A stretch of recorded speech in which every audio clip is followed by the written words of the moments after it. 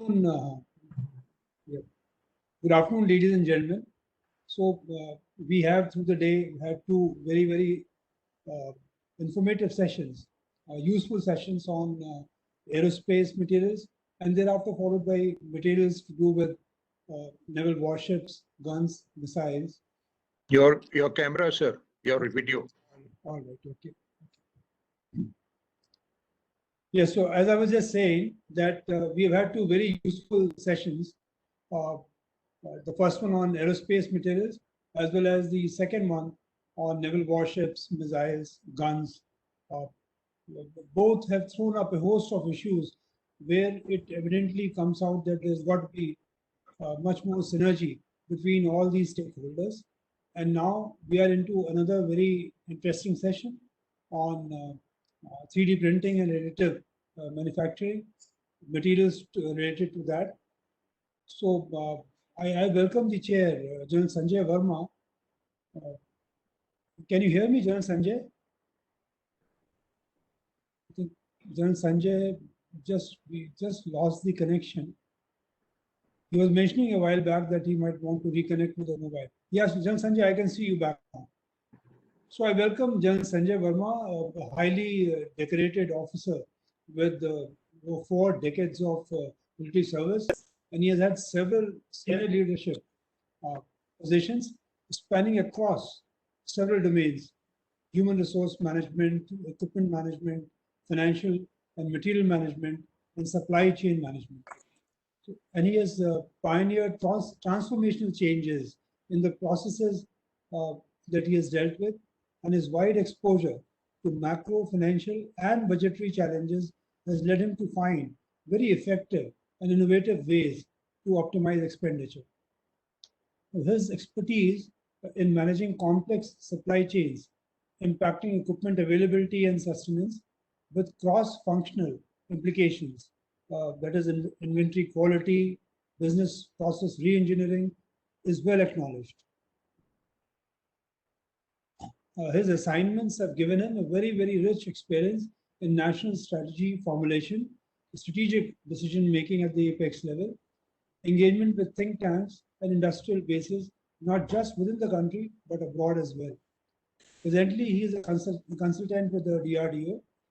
He, having superannuated in September last year, after he was the Director General of Capability Development, of a vertical that entirely deals with acquisition and capability building and materials, so to say, for 3 years. So over to you, General Sanjay. Good afternoon to everybody. Thank you, sir. Thank you for the kind words. I am privileged to be chairing this session, and I welcome all the co-panelists along with me, and also a very good afternoon to all the participants who are on the session. Let me compliment the CENJOWS and the IMR for finding a very interesting topic. As you know, I've been in this sort of business for years, being an engineer, but never had the opportunity to get into this subject and talk on this in a defense environment. Very interesting. It's a great topic, and it assumes a lot of significance, with the Atmanirbhar Bharat. So before I move ahead, I am very privileged to have the panelists with me: Wing Commander Pratyush Anand, Dr. Dwarka Krishnan, Mr. Kumar Swamy, who's the Director, Testing Solution and Engineering Consulting, Siemens. And I think we also have a presentation from the industry slated.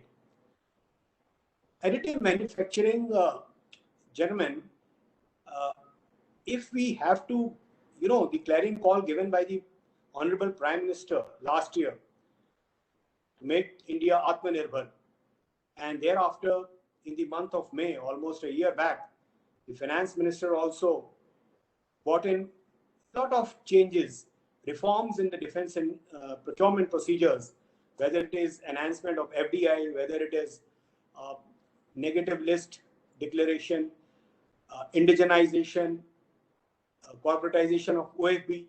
So the focus was that yes, if the country has to progress, the defense has a contribution to make in the 5 trillion economy dream. So that means we have to make it in India, and we have to be self-sufficient. Now, whatever the equipment may be, the basic requirement of the material and the manufacturing processes will always be there. So these are the start points. We got to be self-sufficient in material technology and also to be capable of transforming that material into what is the end product required. And I'm very glad that the topics which have been chosen and spoken in the 2 sessions earlier are very relevant, whether it is shipbuilding, whether it is aerospace, whatever it is, the material technology, our country has to progress by leaps and bounds if we want to make manufacturing a hub. Once we have sourced the material, the next challenge is the manufacturing. Conventional methods of manufacturing have been existing for years. Additive manufacturing brings in something new. Though this technology has been there for years, but I think somewhere post 2000, there has been a lot of traction in what we see, the 3D printing or what is called the additive manufacturing. Conversely, what is known as subtractive manufacturing, where you either remove, chisel, or fine-tune the metal to bring the product what you want, or you keep adding layers and layers. Now, this is easier said, but let me tell you that today we are at a juncture where additive manufacturing has the potential to transform military supply chain and profoundly change the dynamics of the aerospace and defense industry. As I said, despite being there around since 80s, the technology has been developing into a commercially viable alternative only in the last 15 to 20 years. And now it has pushed all the engineering boundaries and has seen application in virtually all fields. All fields. Yes, in defense, there has been a little bit of I'll not call it a slow start, but it has not found its application all over. Why so? And in fact, very interestingly, the lead in additive manufacturing in the defense has been taken by the aerospace industry. If you see companies like GE, companies like Raytheon, companies like Airbus, Boeing, Lockheed Martin, they have been taking the lead in additive manufacturing when it comes to the supply of the aerospace parts. There are key challenges hindering the advancement. There will be key challenges.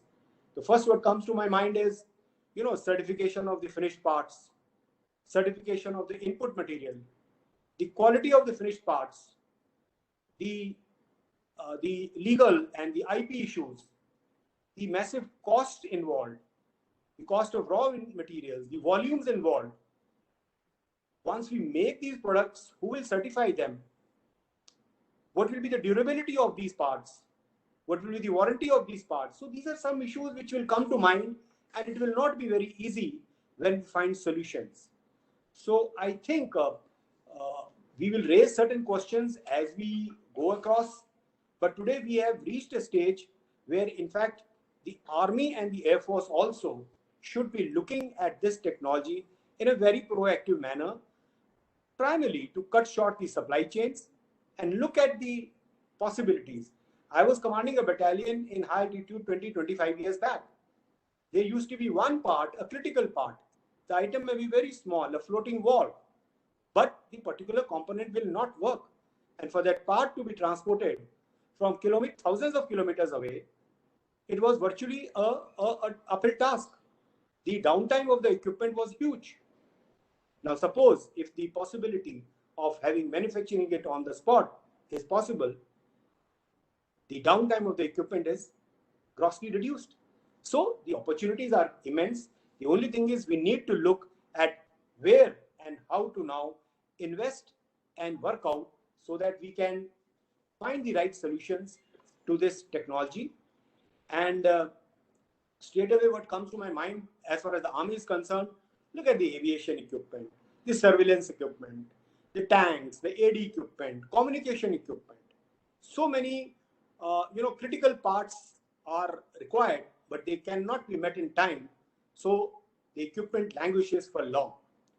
So, gentlemen, without now taking much time on the preamble, I would like to invite a very important player in this additive manufacturing from the Air Force. He's the man from the base repair depot. I think you have selected the right man to be speaking. I think Wing Commander Pratyush Anand, who is a senior production engineer at the 11 DRDO, will speak about this, and let us hear what he has to tell us about the challenges in the manufacturing of Sukhoi parts. Over to you, welcome, and over to you, Pratyush.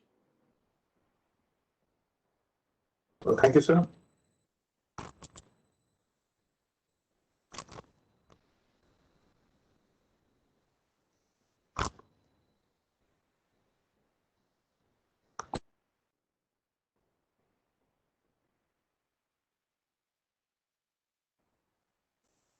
Please go ahead.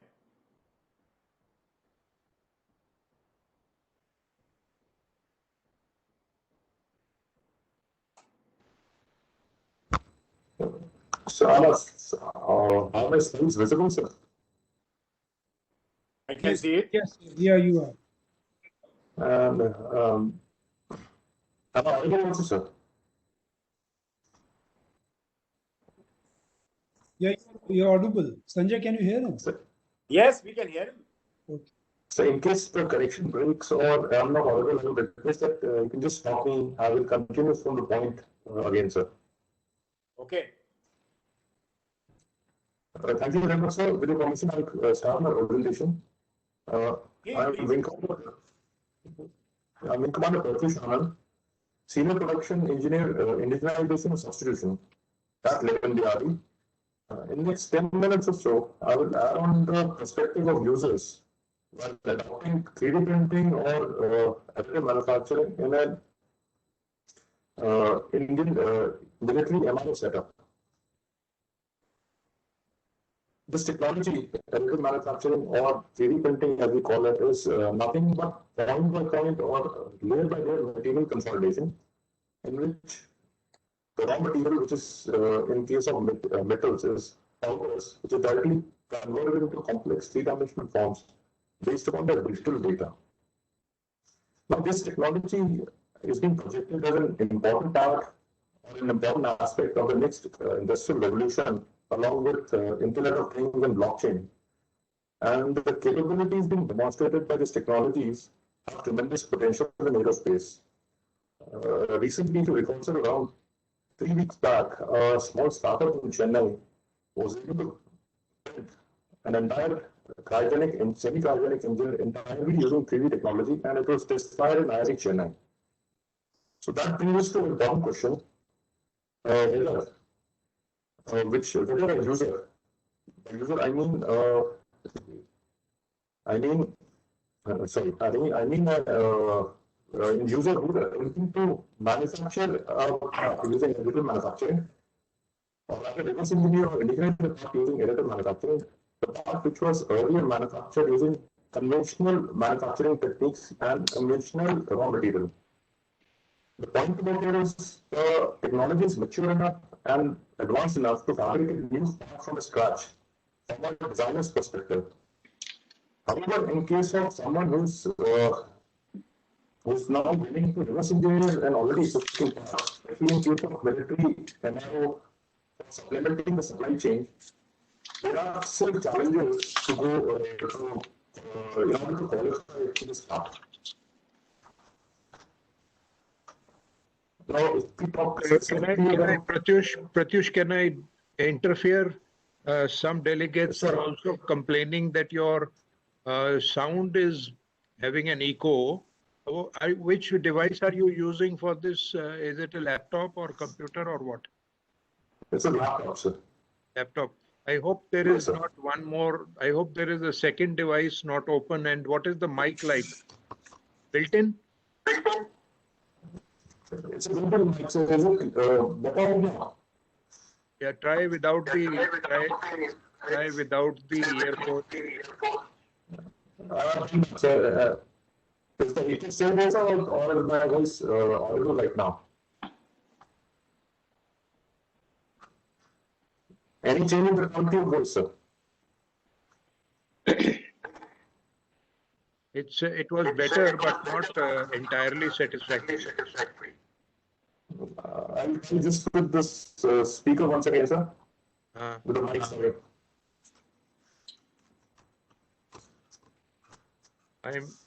I'm getting messages in chat. You can also see them.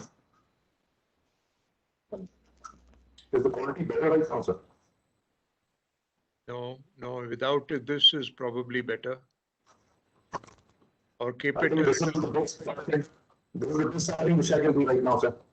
Acha, okay, you just keep looking at chat also if people are complaining.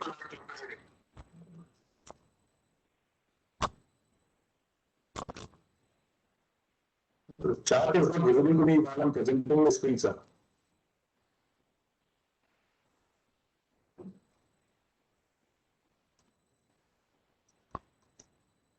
Yes, somebody suggested if you have your speaker on, you can put it on. Just have your mic on.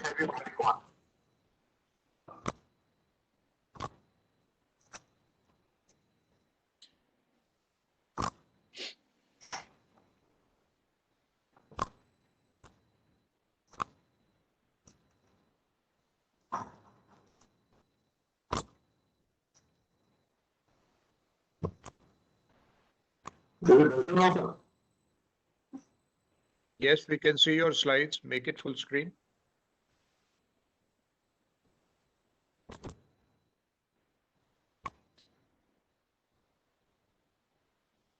Yeah. Is the voice quality better now, sir? Okay, go on.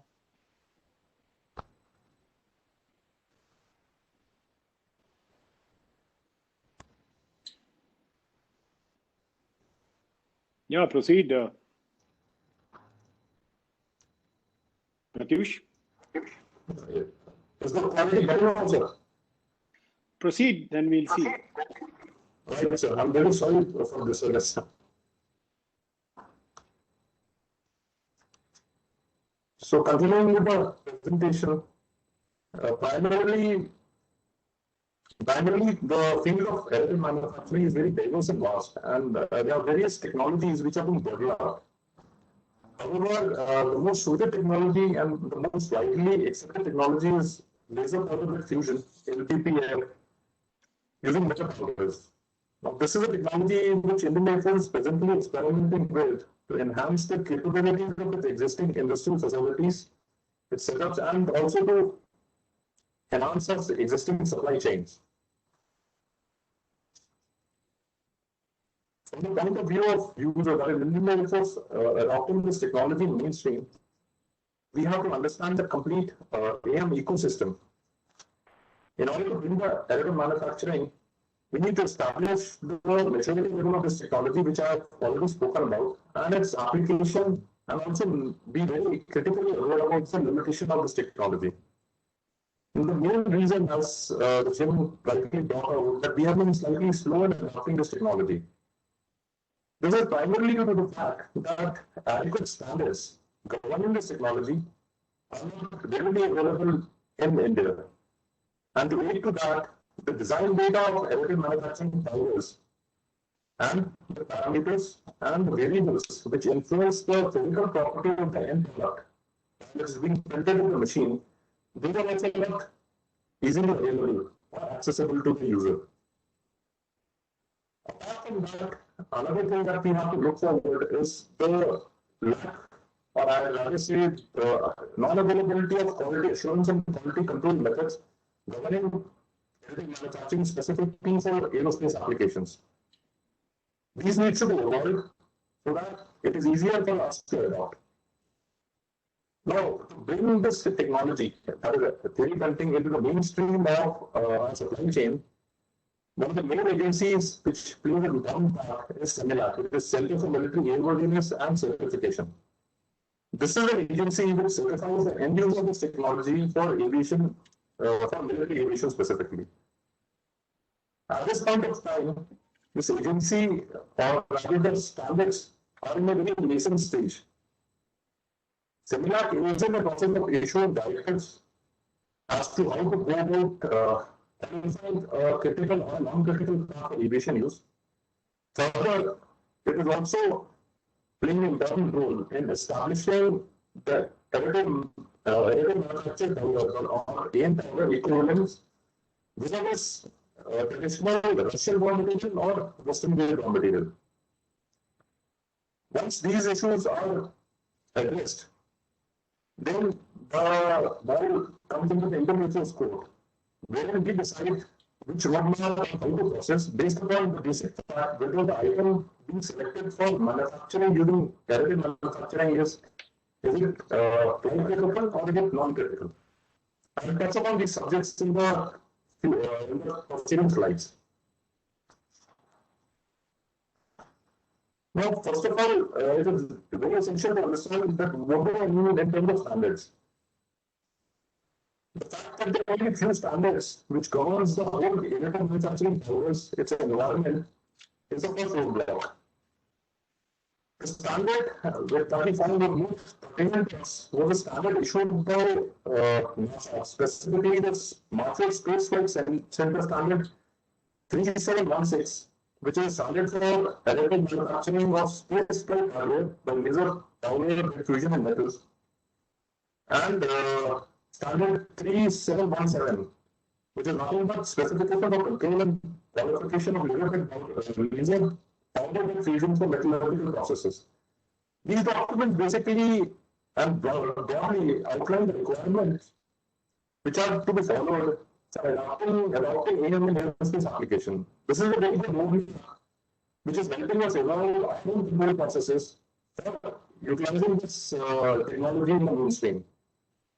The second major constraint is the limited design data available, or the limited design data being shared by the OEM.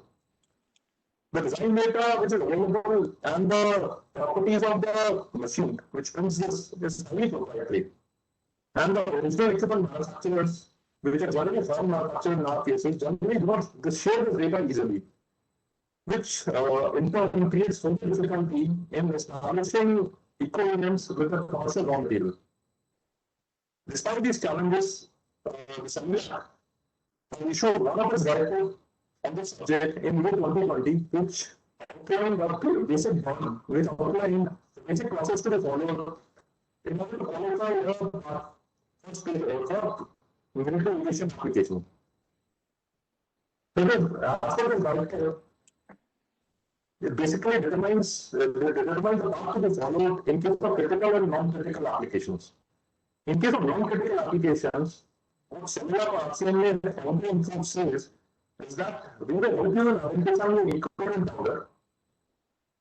Is that the local in-house technology committee has been given the authority to design the schedule to finalize the process parameters and we will do the printing. The quality coverage in that case will be given by the depot itself, and final clearance will be given by the local self-reliance committee. This is the case of non-critical costs, which do not directly affect the mission or the flight safety of the aircraft. The issue comes when we have to qualify 3D printed part which is critical.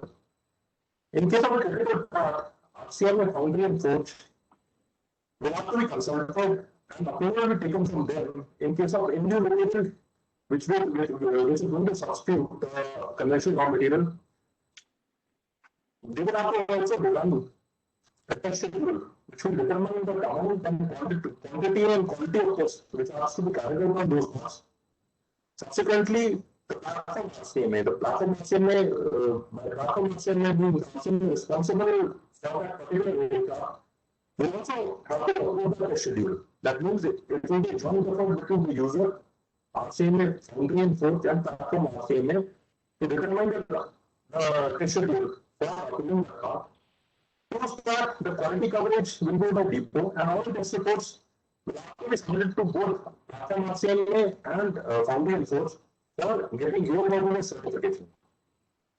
This is the major roadblock wherein we get stuck in trying to this technology for critical aviation use. Now, if we talk about the issues, the qualification criteria for powders and the process is very technically complex, time consuming, and at times it is prohibitively expensive. And overall, whenever the clearance is accorded to a specific part of aviation use, the batch of outer characteristics is fixed. The process parameters, which in layman's term will be the wing orientation, the laser power, the machine which are used, the powder dispersion, these all will be fixed. And any deviation can lead to recertification, which will entail that we carry out those tests again. This slide basically outlines the minimum process control details which are required by RCMA from the import to give certification, which includes powder details, blending recycle procedures, distribution system details, the orientation and path sketch, each certification is given to specific machine with specific sensor details and validation issues. The layer part size is fixed. The scan speed and other parameters which can be controlled in that machine, those are also fixed. So this is a highly technical complex, technically challenging in qualifying this part.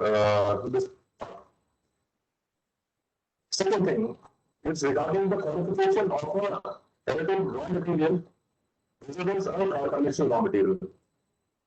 Till date, we have been working on 3D printing actively since last 1 year. And that 1 year, we have been able to successfully find in new of only 2 additive manufacturing powders. First one is an aluminum powder, which is called ALSI 10 mg. And second is equivalent to a steel powder, which is called 17.4 pH. Now, just to show the linearity or the intensity of question, there are 13 tests which are mandated to be carried out on a raw material. I will just flash a slide and show the tests which are required to be done to just qualify a raw material. This is powder source, powder size, powder distribution size, density, dark density, etc.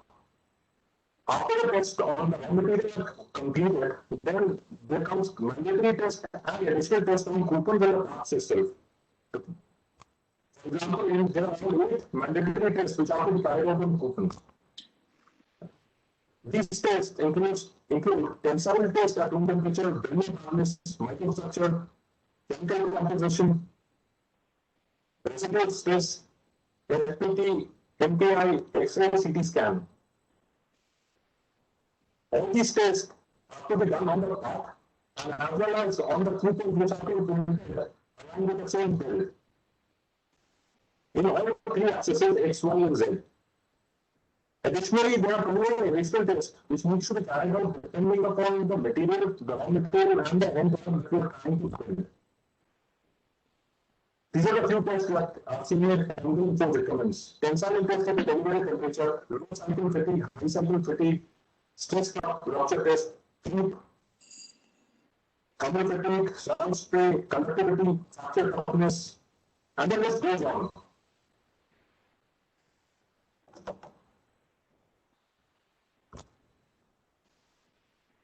A typical critical test schedule generally consists of more than 40 odd tests, and apart from the part of the prototype that is being printed to be developed, there are more than 100 coupons, test coupons, which are being printed for testing. And I won't be wrong in saying that the cost of printing coupons and testing that consumes major chunk of the project cost and also the time. I won't be wrong in saying that 90% of the time is spent in testing the coupons, apart from the build time.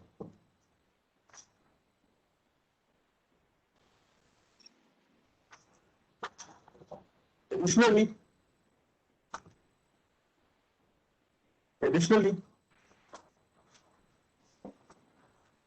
there are only 2 alloys for which RCMA till date has given clearance for additive manufacturing powder to be used as an MU. One is the aluminum alloy layer 9 and a steel alloy called the 30 Farnasa, for which the equivalent has been shown in the slide. The clearance to use this powder as an MU has been given on a case-to-case basis.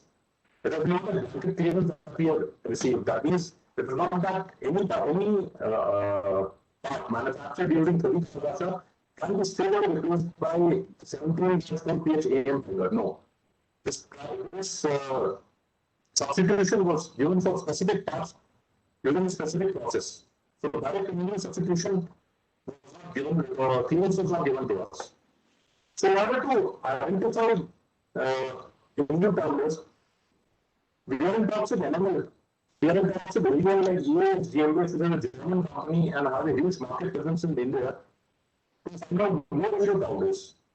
Additionally, we are also approaching Senelak, some compendium of metallic raw material, which gives us an EU additive manufacturing raw material.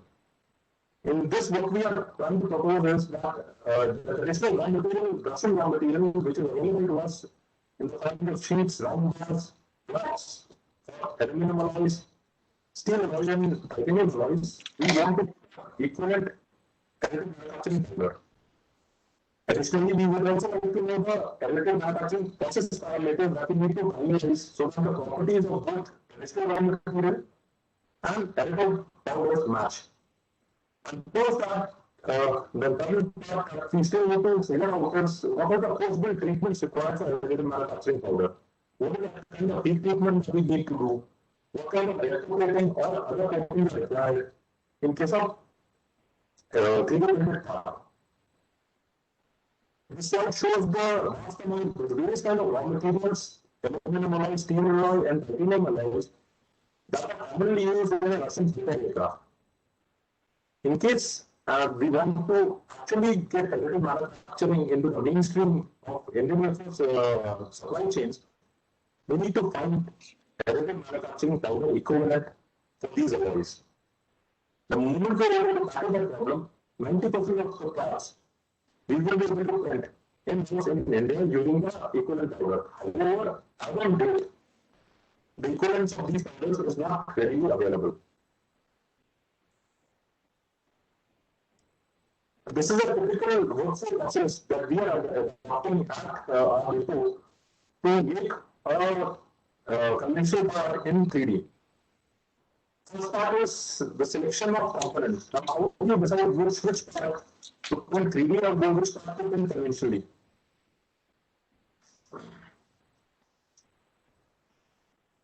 In this whole economic and technical factor come into play. Economy means there has to be substantial cost saving if I'm able to print using 3D printing. And the technical factor, I mean, for the additive manufacturing powder, equivalent should be available. Secondly, there is a restriction in the print size of the conventional machines available in India. The biggest machine commercially available is of size 400 into 400 mm into 400 mm cube. Any part which falls out of this range cannot be printed as of now in India. The moment we are able to address this issue, that means decide which component to print, the second part that we do is create a drawing of that file. That means first create a two-dimensional drawing in house using drafting.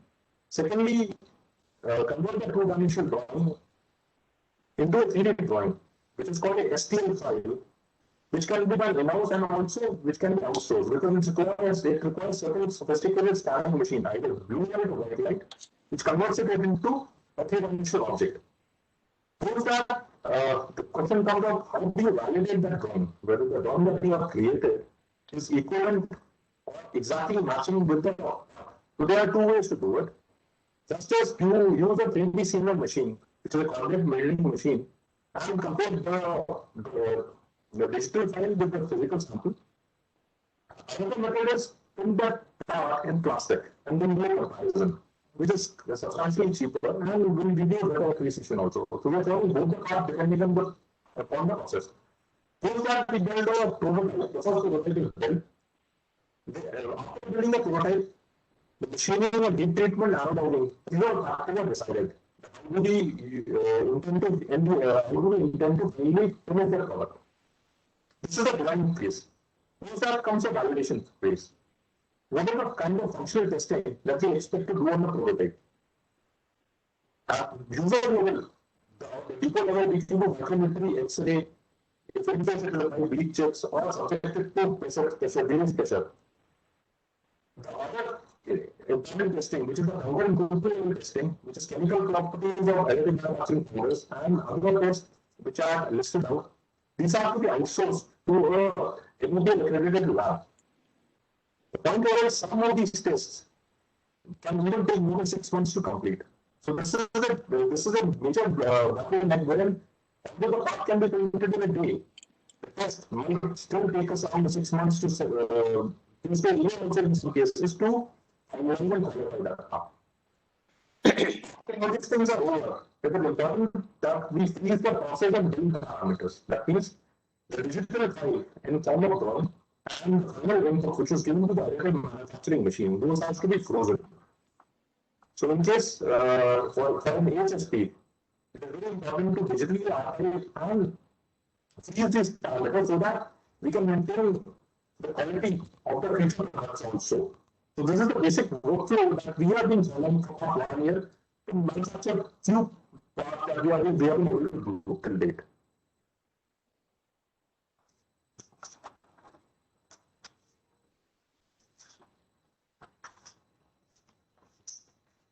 Advantages and disadvantages. So any new technology that is being introduced always have a few constraints and roadblocks which need to be navigated and overcome.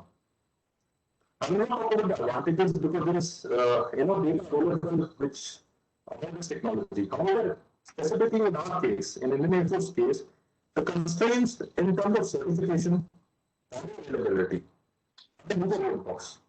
These are slowing down the process. However, we are continuously on, and the efforts are on to overcome these challenges. Economy is another factor which needs considerable validation from the user to decide between conventional or additive manufacturing. At this point of time, conventional will always be cheaper than additive manufacturing. And additive manufacturing powder cannot replace the conventional raw material. We need to be realistic in our expectations. Additive manufacturing right now is not a solution for non-availability of conventional raw material in the global market. However, what it offers is that it offers a solution for a non-critical, non-mandatory, and low-volume requirement at this stage.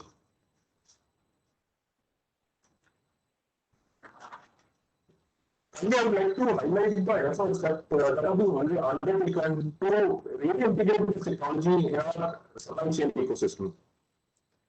In terms of policy, additive is new field, initial hiccups are expected. Nevertheless, CENJOWS is planning to include a chapter on additive manufacturing in the new DDP March 2020, which has been released recently. Part of the DDP March 20 manuals, which will include a chapter on 3D printing and how to go about it. Secondly, in order to identify more new powders, we are trying to partner with different agencies, such as NML, as a part of MOU that we have signed with them, with others such as EOS, GmbH, for which we are expecting to develop and polish an additional powder for aviation use. Additionally, academia, like IITs, and along with similar to nursing like Foundry and Forge, which will help us in identifying and polishing more powders.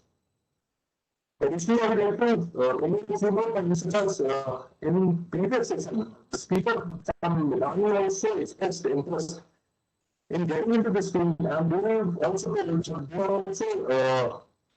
get into this field and trying to manufacture more additive EM powders. Additionally, during the opening of this by Secretary DRDO, the development in the field of additive manufacturing and development of powders is also being looked at the needs of this technology or this technological organization. Secondly, what we are trying to do at our level is to generate data for powder properties and the processes, so that in long term we can reduce number of tests and number of coupons and economize the real process, so that it is economically very convenient for us to adopt.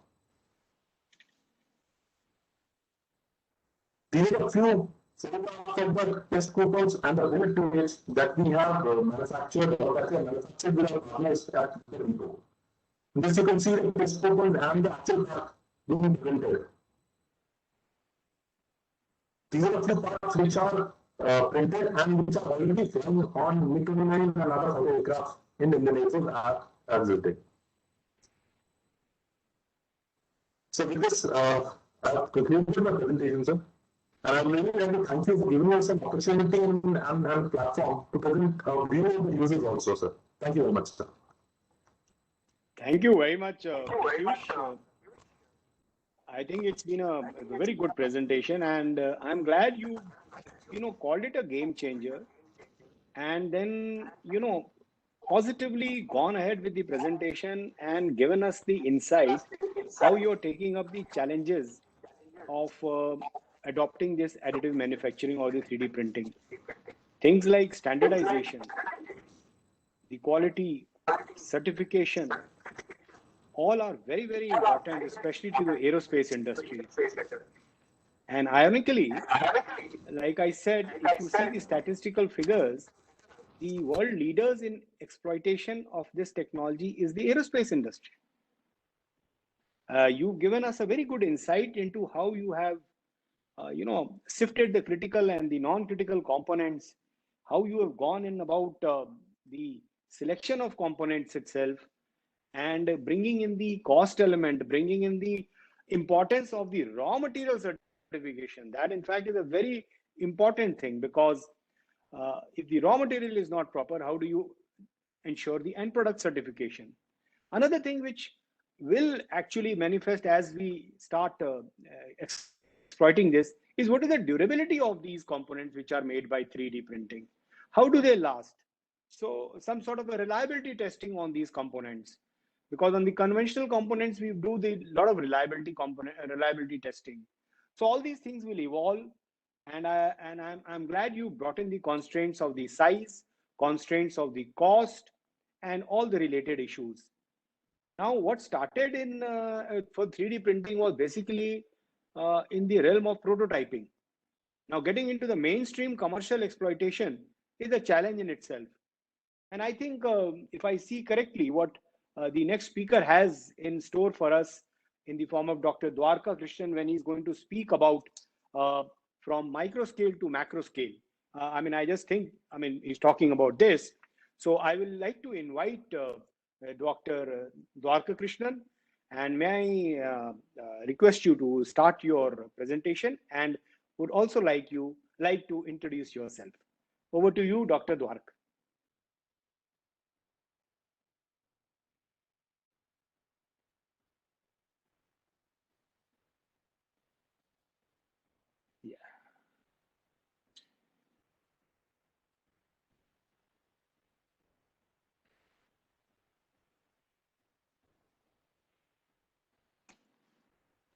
Am I audible?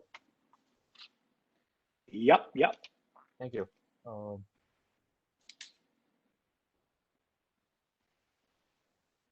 Good afternoon.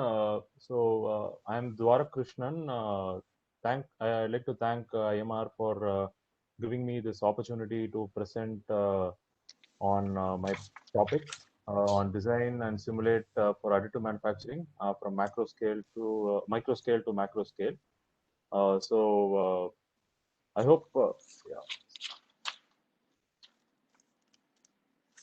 I hope my screen is fully visible. You're doing good. Thank you. So as we have listened to extensive presentations from the earlier speakers in this session, and also with the deep insights in terms of how useful and how useful additive manufacturing is, and as well as the positive factors as well as the constraints that need to be addressed. I would like to take leaf from that tree and then try to share some information from how we are at Dassault Systems working towards digitally accelerating additive manufacturing. I'll just kickstart my presentation. So, as you are aware, the key challenge is to make parts from powder, and I'm talking about metal additive manufacturing. So it applies to the other forms of rapid prototyping or additive manufacturing as well. As you are aware, so the challenge is to address a certain requirement, say on the field or in terms of a repair or a new part or a part which is trying to reduce the number of parts in an assembly. So the challenge is to be able to come up with the design or the part geometry and address the material behavior to meet the requirements on the field.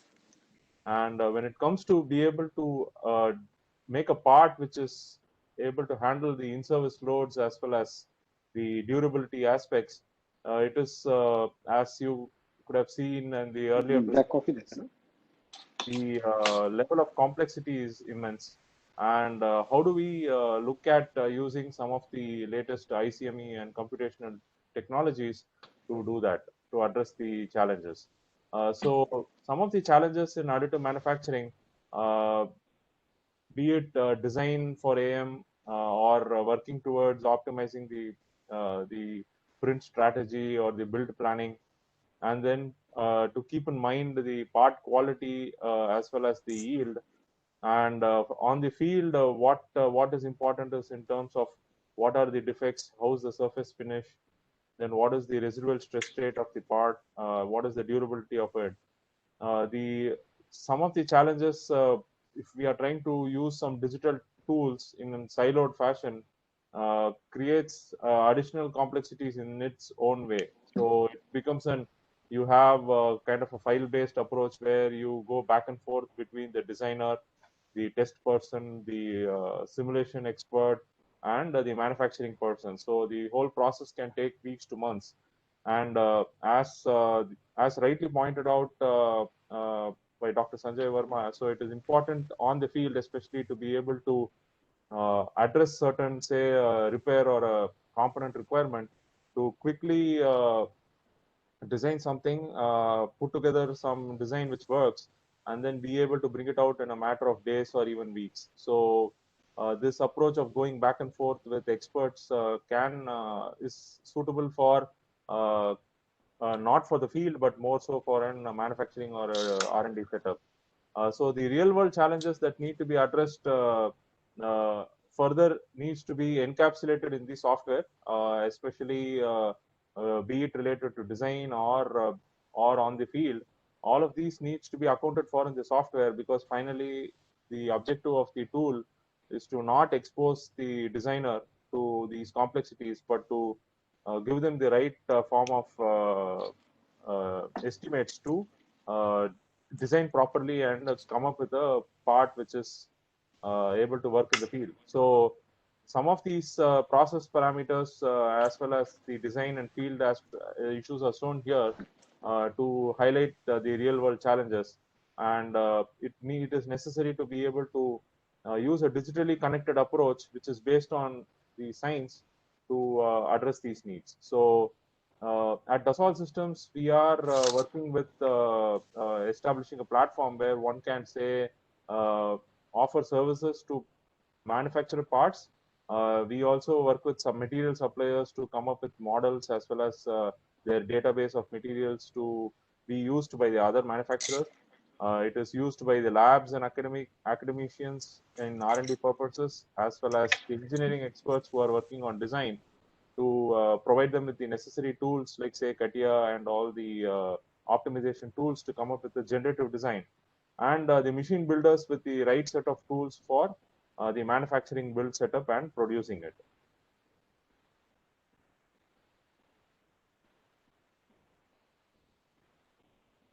And so the design practice involves being able to capture the functional requirements.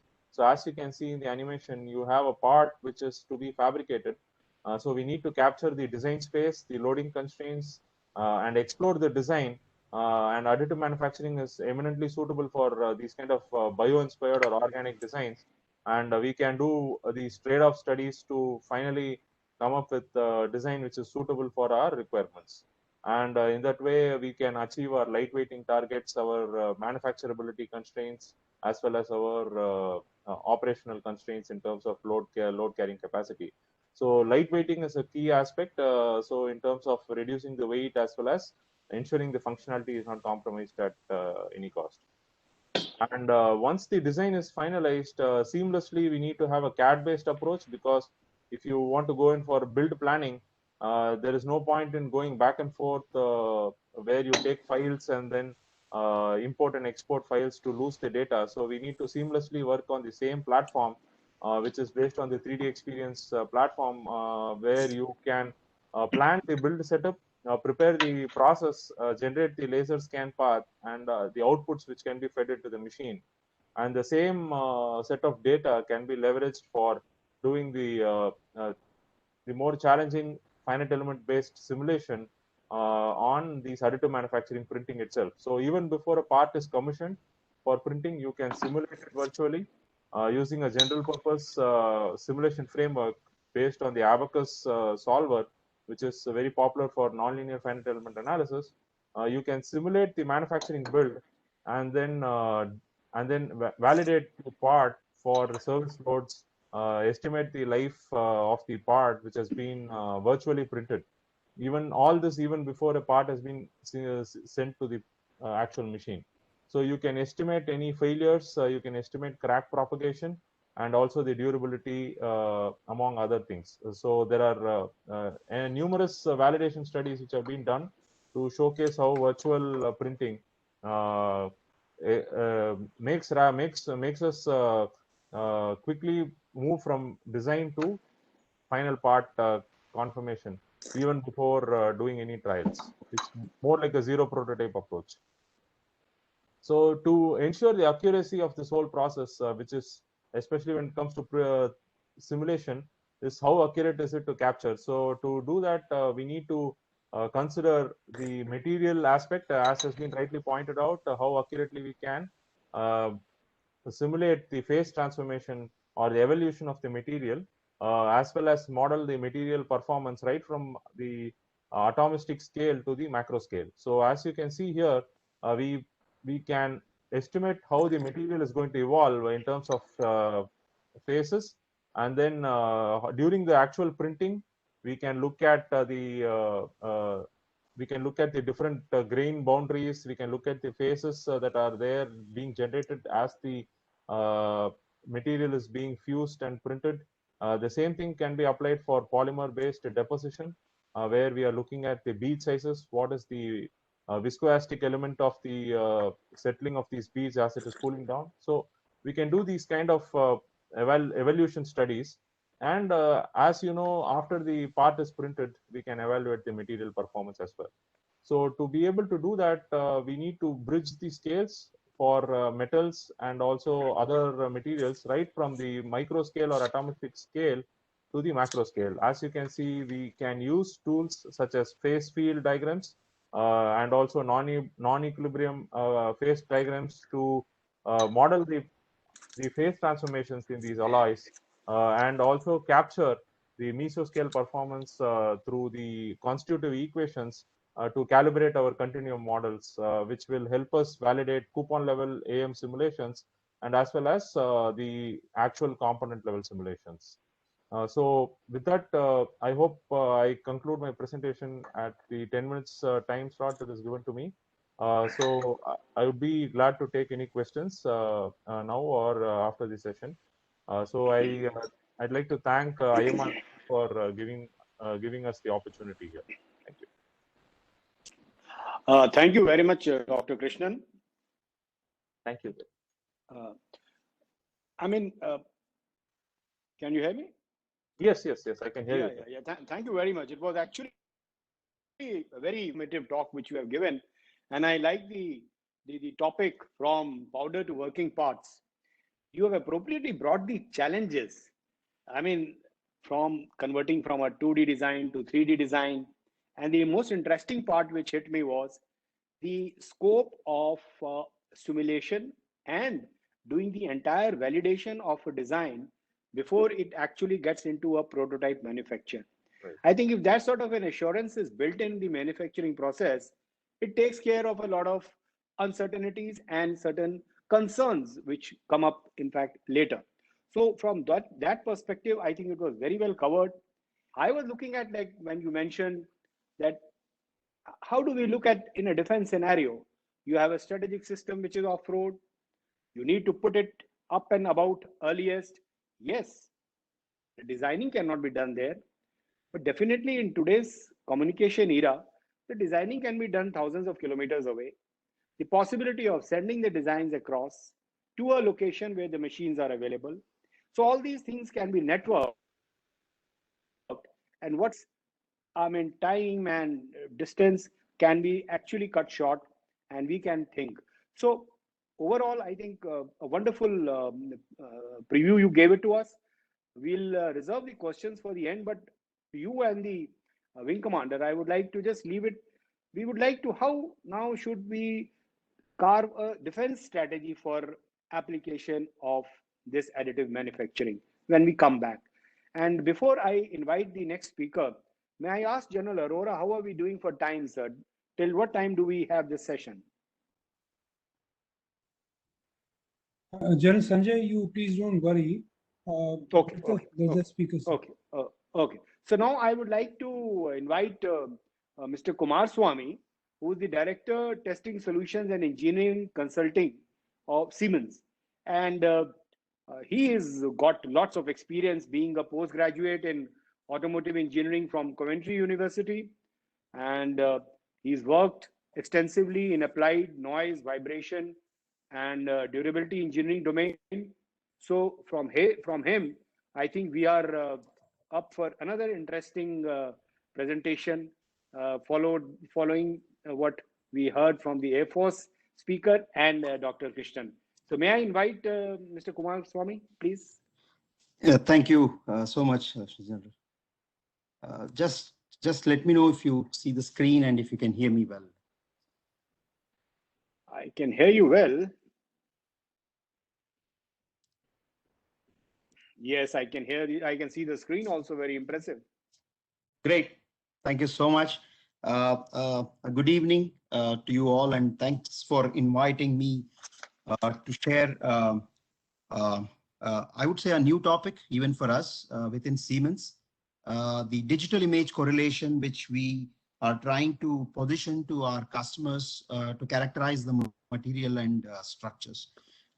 I did hear a lot of time the mention of material, the need for quicker testing and calibrated simulation models, and so on and so forth. In that sense, I think this session will be apt, where this will try to complement and try to address few of the challenges that were discussed in the last two sessions.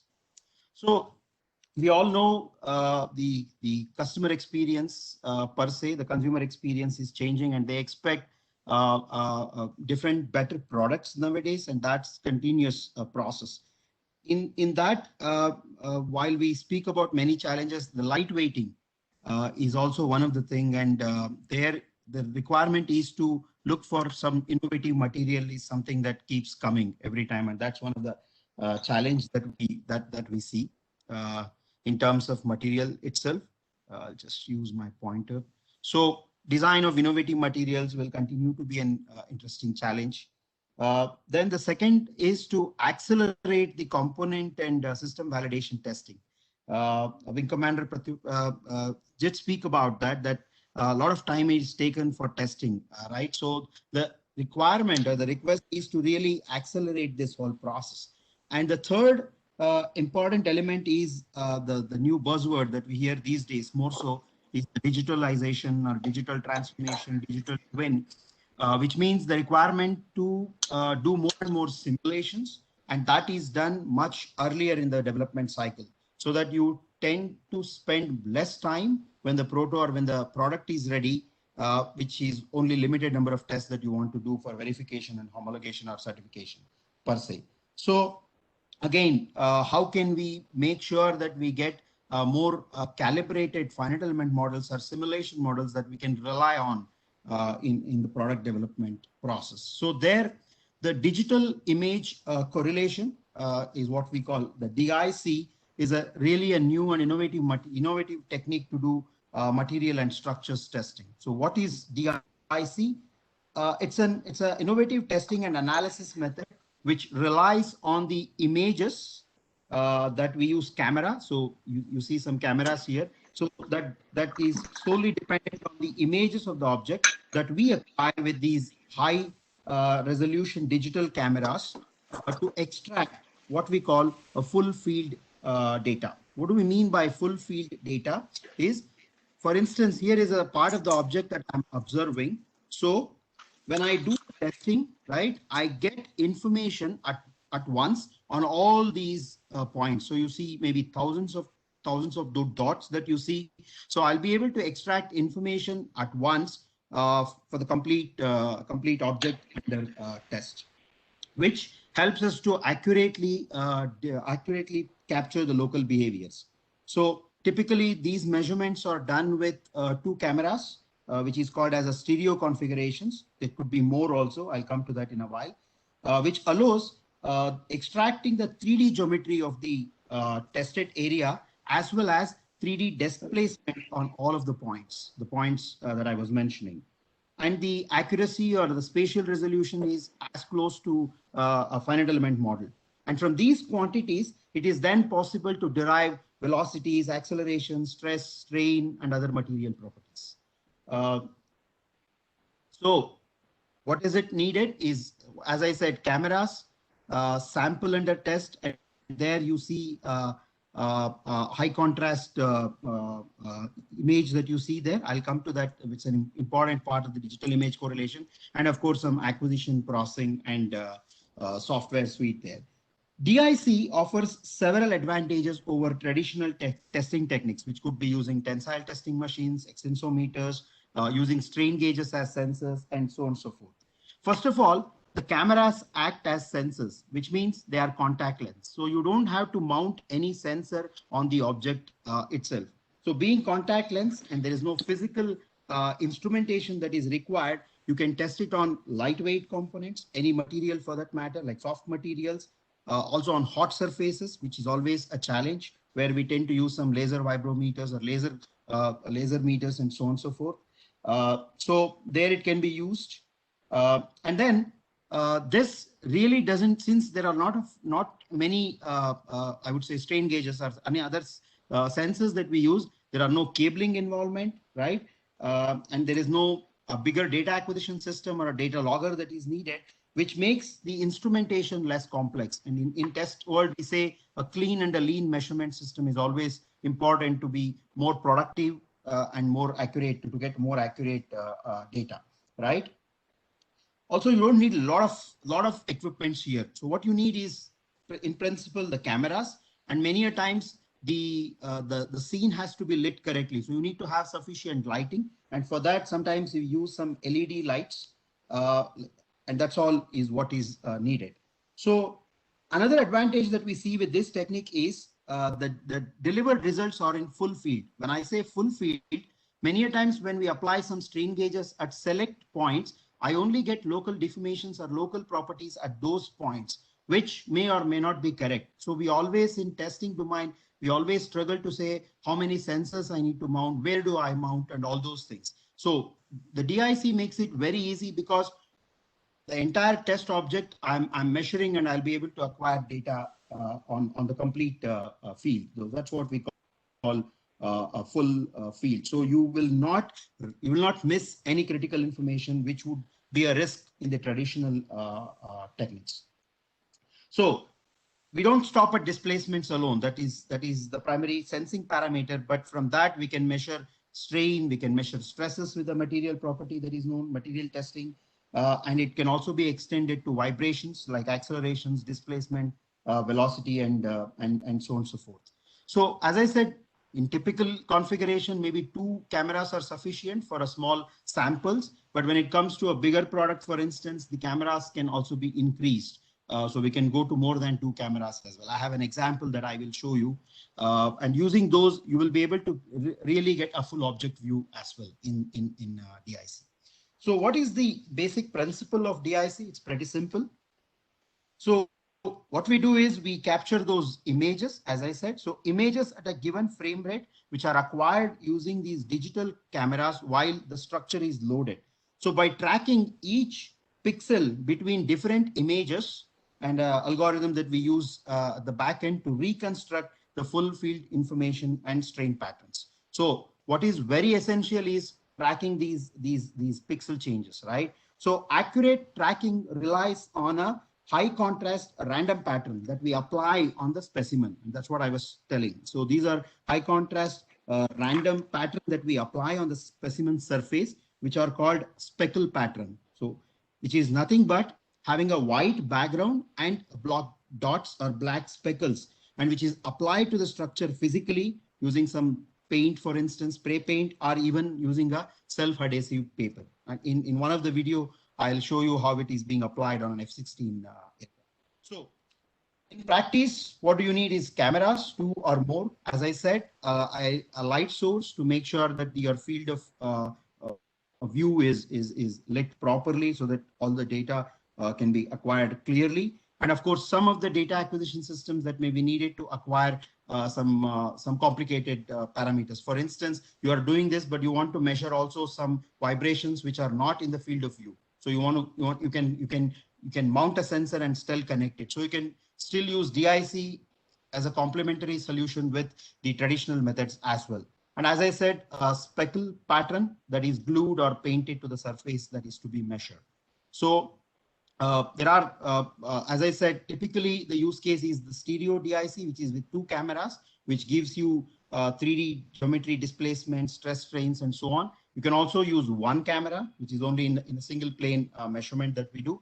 But when the object becomes larger and you want to do a complete measurement, then you can also go with more cameras, like as you see in this example of an F-16 aircraft being prepared for the testing.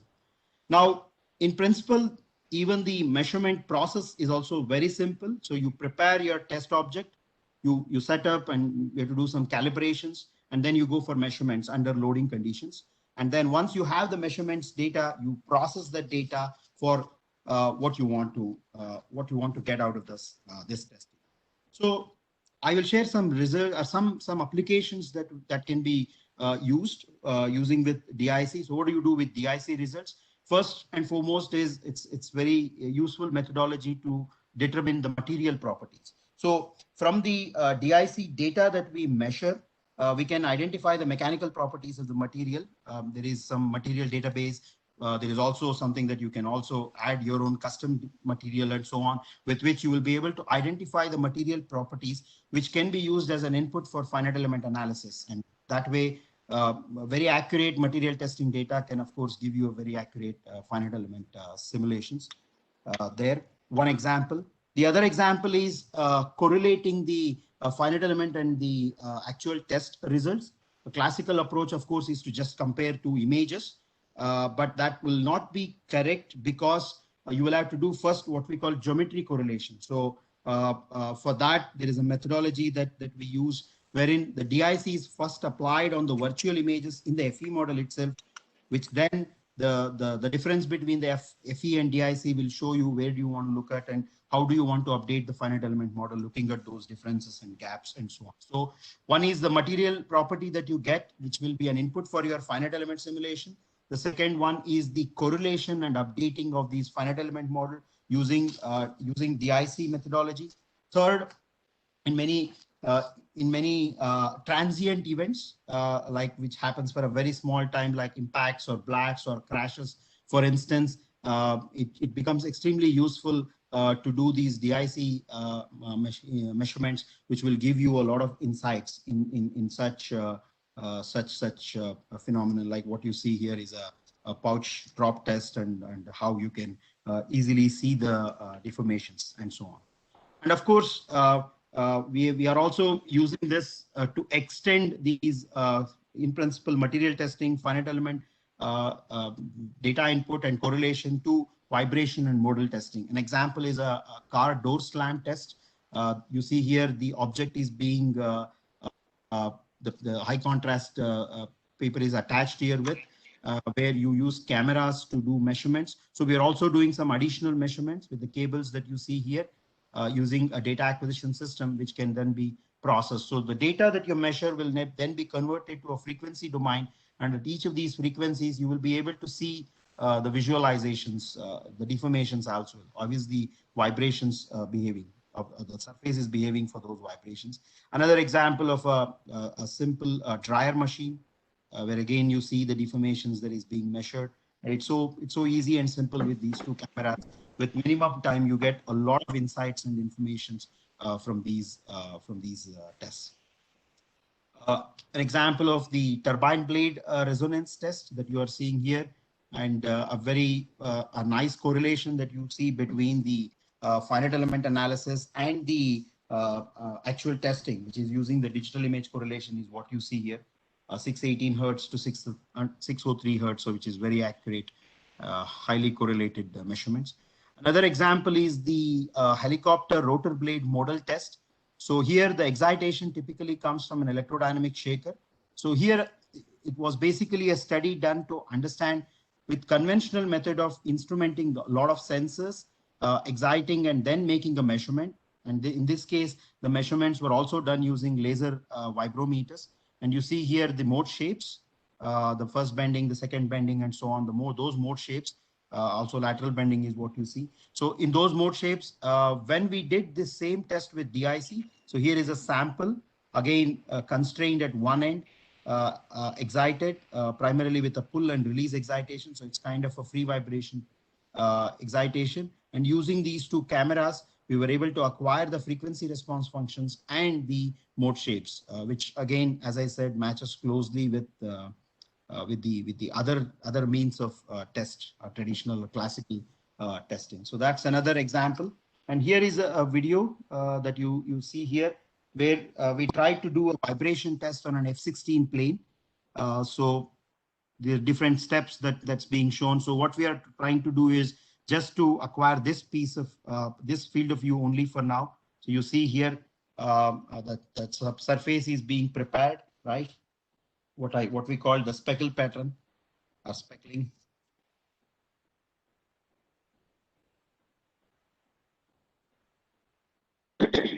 Yeah, now the surface is being prepared fully there. Then we do system calibration. Sample calibration plate that you see there. And then we load the plane, and it could be static, it could be dynamic, it could be quasi-static. So again, an advantage is you don't have to rely on multiple acquisition methodologies here. So one acquisition, for instance, can be used for a wide variety of loading conditions, starting from static, quasi-static to a dynamic or fatigue also. So conclude, we did discuss on three important challenges that we see in terms of experimental testing. One, of course, the trend of continuous innovation in the area of designing new materials.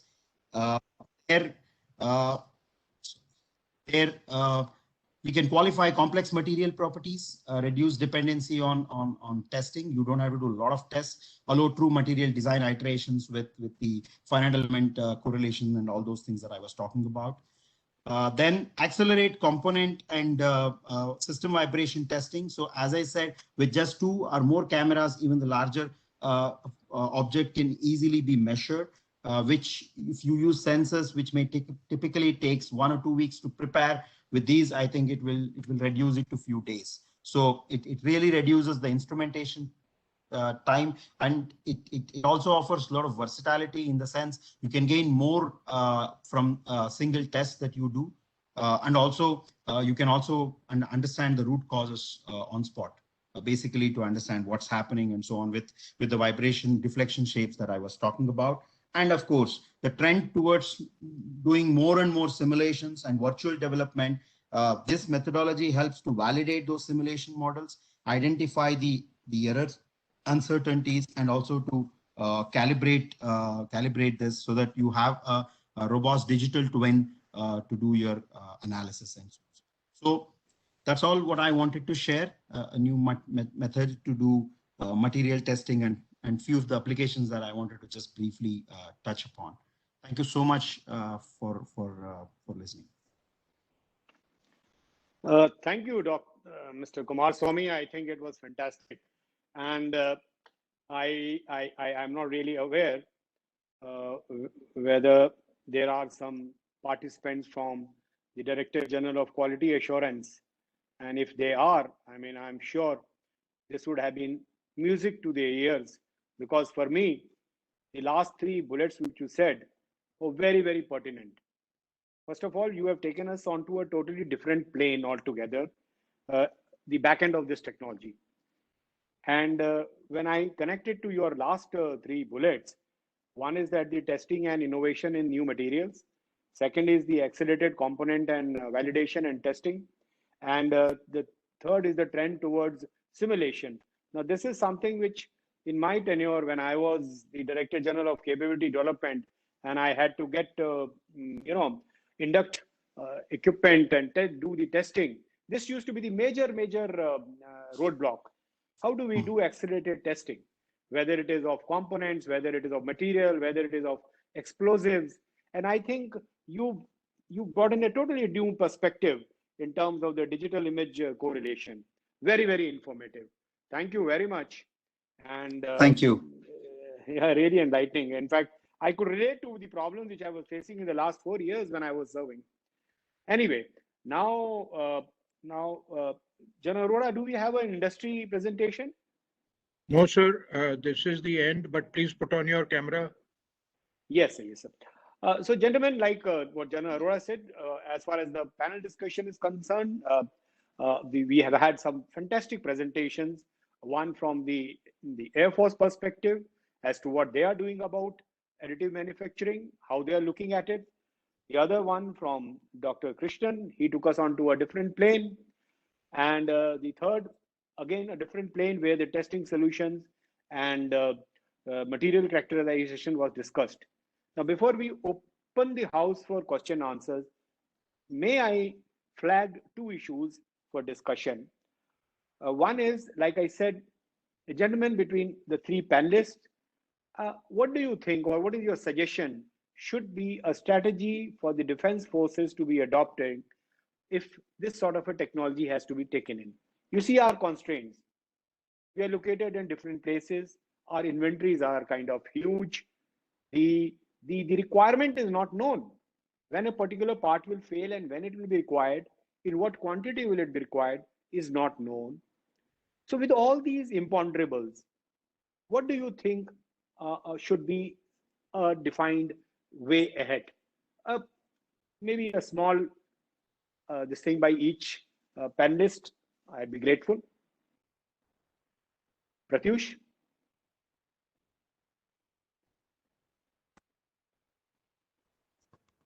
Sir, it is a very pertinent question to ask in the present scenario, wherein all the wherein, as you know, that the 3D printing or additive manufacturing has been promoted as a future of industrial facility or as a part of Industrial Revolution 4.0. But its capability and its translation into actual field requirements is a thing that we need to take it with a pinch of salt. To print a 3D printed part, to get into a stage wherein you can just download a digital file and print a ready-to-use part, it is still a way off. Because apart from the 3D printing machine itself, there is a huge amount of infrastructure required for post-processing the part. So if we are looking at 3D printing to reduce the supply times and probably install 3D printing machines at forward bases and location, there is a large amount of infrastructure that needs to go, that is needed to be built around it. It is just not one machine. You need powder handling systems. After a part is printed, you need furnaces, you need wire cut EDM machines, you need stem and axis CNC machines. So those machines are also required to finally finish a part which has been printed in that 3D printing machine.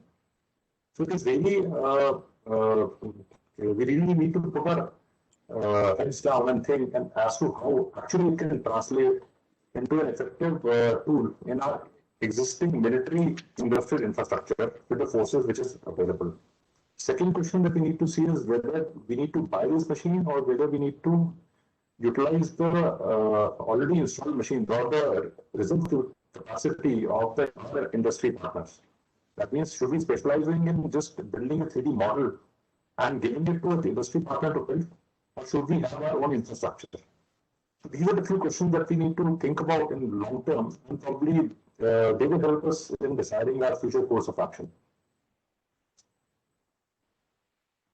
Thank you. Sir.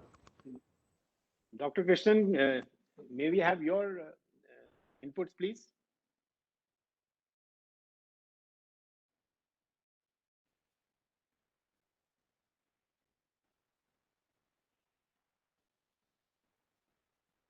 Yeah, Dr. Krishnan, I think you're coming in. No, Dr. Krishnan, I think he's left. Okay. Mr. Kumar Swamy said yes, he's leaving. I saw that. Okay. Another, I mean, sir, do we have some questions from panelists, from the participants? Any questions listed which we need to take up, or should I raise one or two more questions? Let me just check. Ravi, sir, I don't see. Yes, sir. One delegate, Bharat, is asking, can Pratyush give us examples of real life situation, Su-30 MKI parts or anything which is being done?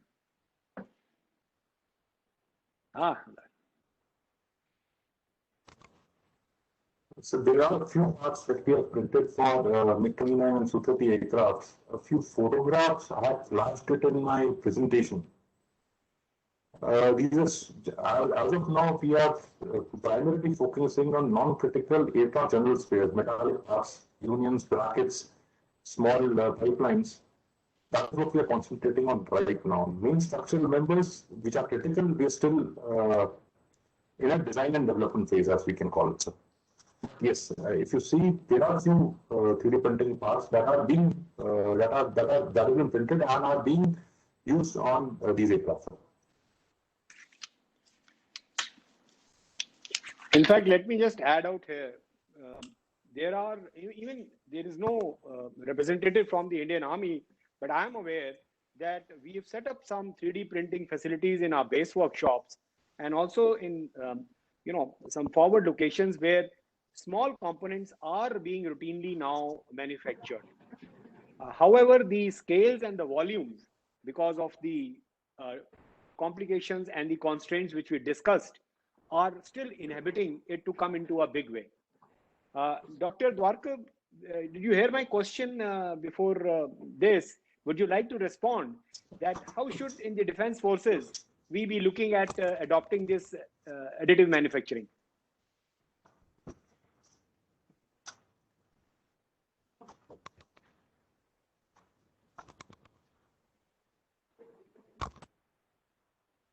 I can't hear you.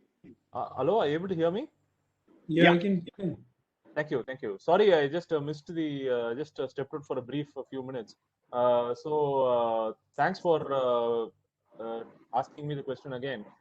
So in terms of how you, I mean, as Dr. Pratyush showed, in terms of actual applications, we do get it in terms of repairability and service, and also new part identification and manufacturing. From a practical standpoint, as you had mentioned, for limited use, for custom use, like say for example, recently, say for example, I had a issue with my laptop. So the hinge was broken. So I couldn't hold it up. I mean, it was mainly especially my daughter's laptop, which she uses for a school. So I have a 3D printer at home, a plastic one, a plastic 3D printer. So I just designed a part which could hold up the hinge, and then printed it at home and used it. So instead of throwing the laptop or getting the thing repaired. So in that way, as you rightly said, in terms of creating custom tools, because now a lot of plastic parts are having high strength, high quality, high temperature applications. So those parts, as Mr. Pratyush mentioned, can be easily printed. They are low cost. They can serve as a quick temporary replacement for metal parts, say till a more robust metal part is coming from a far off location. We could print quickly some high strength plastic parts which would meet the immediate requirement till a more durable component is coming. So definitely 3D printing would help in especially low cost plastic 3D printing machines in forward lines would help in immediate deployment. And with regards to customization, definitely with regards to a lot of the defense equipment where customization is important, I'm sure 3D printing would play a significant role. Say with regards to say something like helmets, depending on the personnel's profile. Like say you can scan the shape of a person's head and then customize any safety gear and so on. So we have worked with some solutions where you can scan the complete body profile right from the torso to the head and then customize design solutions for them. And then, as you know, composite printing is also catching up mainstream with the EDAM technology, and it will definitely hit stride and become mainstream, where it can help with a lot of these defense applications, like say safety devices like Kevlar replacements and so on. So that is where I feel the potential for 3D printing and simulation would help in defense. I think very rightly said. I think very right. These are the things which, and I would now like to just give a little bit of a different complexion to the whole discussion. You know, for the cost is a very big concern. We have to look at it. What is the cost of production, the material cost, the machine cost, the idle cost of the machine? What is the cost of inventory stocking?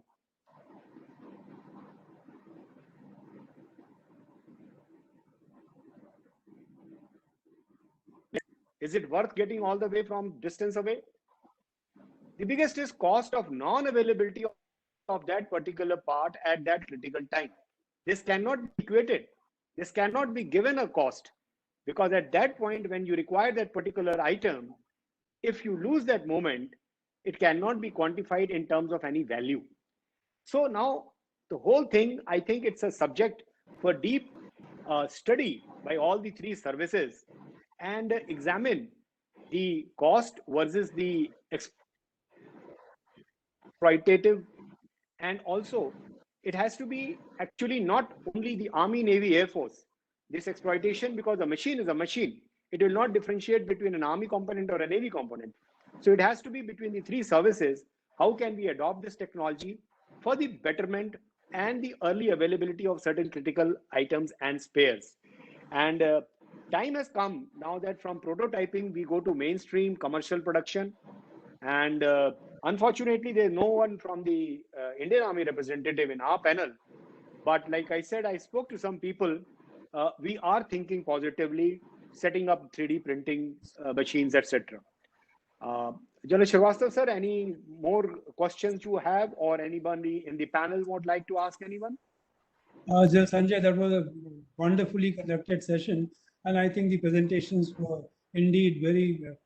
I mean, in the given time, the kind of information they've shared is like very, very revealing. There's only one question I wanted to ask Mr. Kumaraswamy, if he is listening, is that this DIC characterization, where does it fit in as far as certification standards are concerned?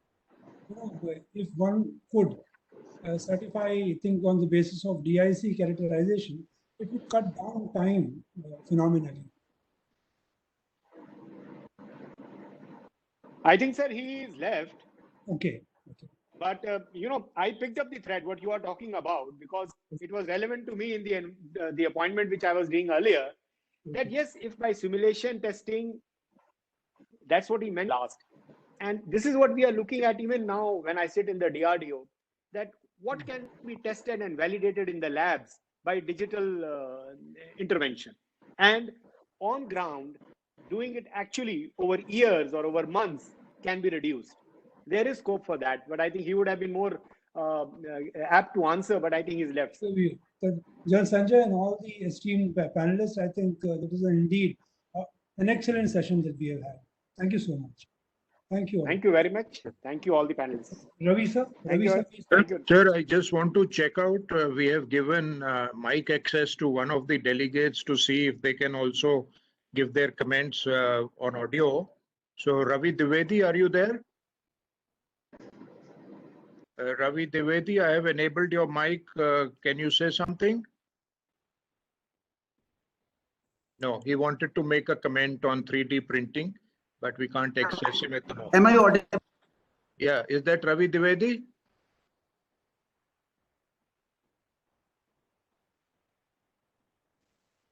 Dwivedi? No. So we will close Hello? here, sir. Am And I audible, sir? yes, is that Ravi Dwivedi?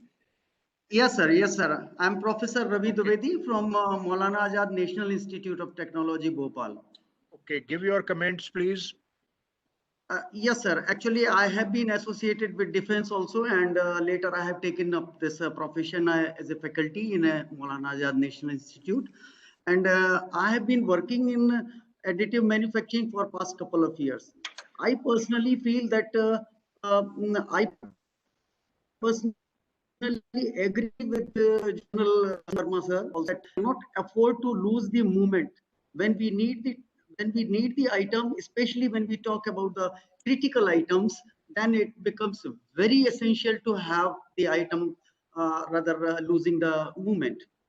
So I personally feel that there should be some strategy, and there are the chances. Of course, a lot of all the panelists, they have said a lot about it, but I would like to reverse back, or I would like to rather answer few of the questions raised, or the challenges raised by Wing Commander Pratyush.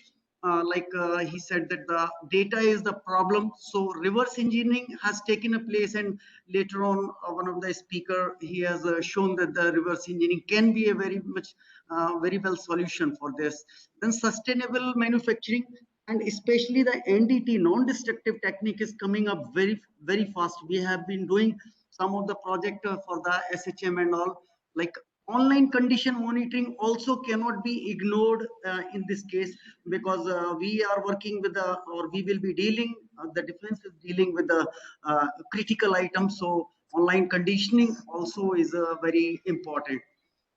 Like a file generation, I do not know why Wing Commander Pratyush said that file generation, they go for the outsourcing.